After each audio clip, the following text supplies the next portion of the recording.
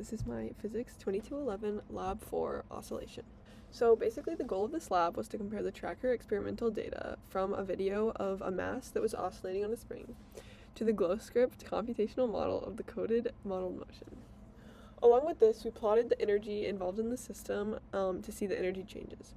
From this, the results were that the x and y position graphs in both the experimental data and computation model were similar to their oscillating motion, and that was showcased through the graph, but the y position versus time graph for both of them was the most similar. Along with this, the energy graph showed that the energy change was equal to 0. So basically the physics concepts covered in this are Newton's second law, which says F net equals the change in momentum over change in time. And then from that we have the velocity update formula, which is, of course, initial velocity plus F net over mass times delta t. And then the position update formula of the initial position plus V average times delta t. Then for the energy equations, we have the kinetic energy equation, which is 1/2 mv squared. Then we have the spring potential energy, which is the spring constant times the s squared, where s is the magnitude of the length of the spring and then minus the relaxed initial length of the spring. Then we have the gravitational potential energy, which is, because this is on Earth, close to it, it's a mass times gravity times the height. So then overall for this, the change in energy is work plus Q. For this scenario, work and Q are equal to 0, so the change in energy is 0. So this is my tracker analysis, and for this, the system is the Earth, spring, and the mass. So this means there's no surrounding, meaning there can't be any outside work, which is why delta E can equal 0. So as shown here, the spring is oscillating in motion, and you can see that through its x and y position graphs over here too. So for the model coding, I basically went through and put in all of the values based off of the physics concepts, and then also values that were given. So for those, the mass of the thing that we were using, and then along with that, we also found the spring constant using this equation, where we know that the period of it can be found through the experimental data, and then we can rearrange this equation to find k.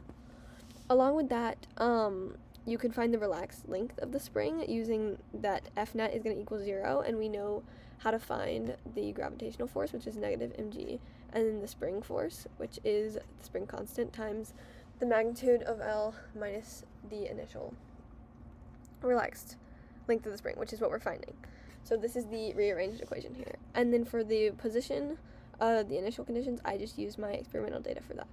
And for delta t, I used the frame times to find 0.095 seconds. For this section of the model where we actually were calculating the things, I had my while loop set to 9.402 seconds because that is the last frame for my experiment. Then inside of that, I used that we know F gravitational is negative mg, and then the F spring that we used in the last slides, and then F net is all the forces, and then just the velocity and position update formulas from the first physics concept slide, which is just, the normal position update and velocity update formulas. And then, like before, the energy of the system equals 0, so delta E equals 0. Other energy equations equal their respective things, such as everything I talked about on the first couple slides with the 1/2 mass times ball velocity squared.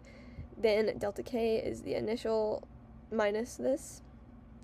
And then, once again, gravitational energy, same thing as the first, mgy, spring potential, the spring constant, s squared, 1/2, same thing. Then for the results, as seen here, you can see that the model and the experiment are a little off, and so I think some of the error for that is not taking into account other energies or forces, which may be why the energy one might be a little off as well, to not equal exactly 0, but basically.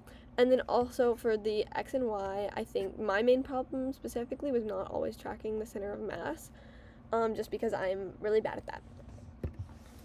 So what does it mean? For the energy principle, it is 100% satisfied in this, as shown in the graph. When the spring potential energy is up, the gravitational potential energy is negative to cancel each other out, as seen all the way through the entire thing. And then for delta K, you can see that that line cancels itself out at the end.